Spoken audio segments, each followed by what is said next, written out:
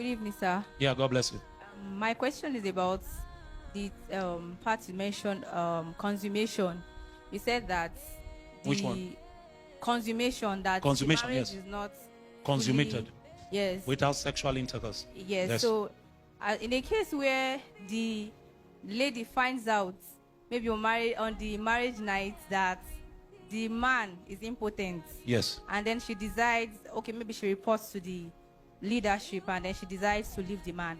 Is she still bound to that man, or she could actually marry another man? She can remarry. You know why? Because that is not a marriage. It was built on lies. So because it was built on falsehood, God did not join them. Right? So for instance, if you see the RCN premarital counseling form, it's a big document. It's 6 pages, 10 pages. It's 10 pages. And you fill it individually. If both of you, even if we find out that of you, the intending couple fill it together, we will disqualify you. We don't want to see you. You feel it as an individual. So if there are secrets, because those questions are designed to draw those kind of answers, right? It's designed to draw those kind of answers. A true Christian marriage, the man will come out and say, look, oh, I'm impotent. So the girl will decide whether she wants to marry him or not. Because the sister said, the Lord told me, the Lord told me, the Lord told me. My window moved like this, move like this, move like this. And I saw the angel and the light came. And she has told us all the stories. And the brother says, I'm impotent.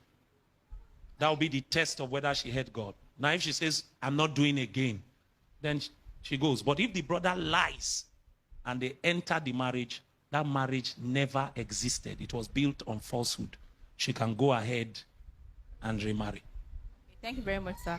Okay, what about in a scenario where the man did not lie to her, he himself, like he was not impotent initially. Let's say they got married and then they decided that okay, they want to wait, they just want to like spend like 7 days praying, blah blah blah, and then consummate, and then maybe in the space of that period something happens and maybe they had an accident and something like that happens.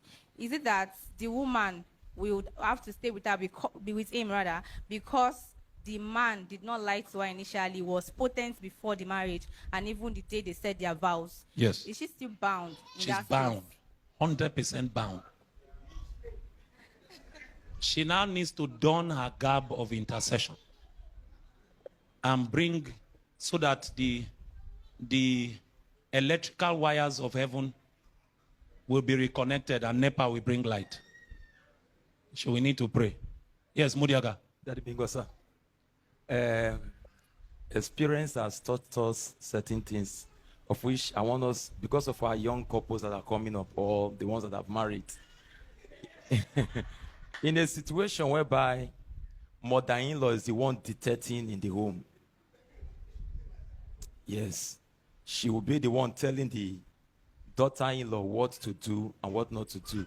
Peradventure, he disobey his rule, she should back out of the house.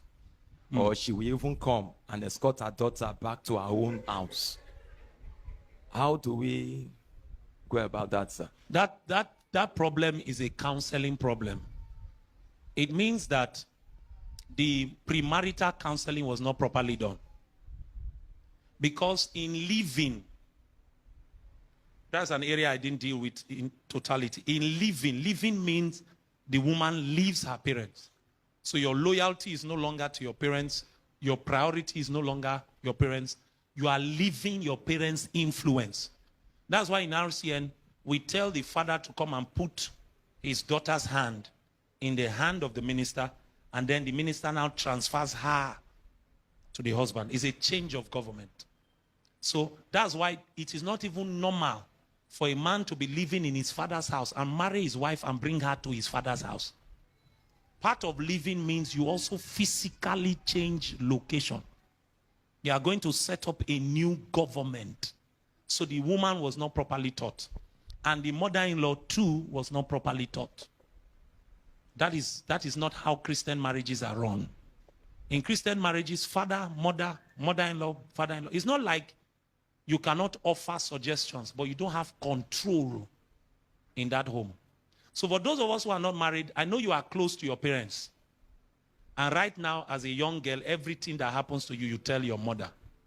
Once you get married, there is privacy in marriage. There's privacy. There are things that you are not allowed to discuss with your father or your mother if your husband is not aware.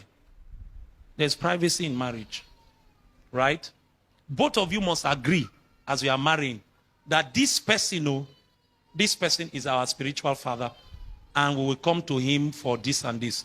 For our parents, if we need their guidance and counseling, we can call them for this and this. But there are things that happen within the home that husband and wife hold sacred that they must do. Some girls get married and their husband will say, do this. They will say, okay. When he has gone to work, they'll bring their phone. They will now call their mother. See what my husband said, ma do. He said, not try am. Don't do it. He said, but if you tell me, say, ma, why not do am? Shout for am. Which day marry you, will one day control you. Then the husband comes back. So the mothers are now fueling the fire from outside. That is not a Christian marriage. It was not so from the beginning.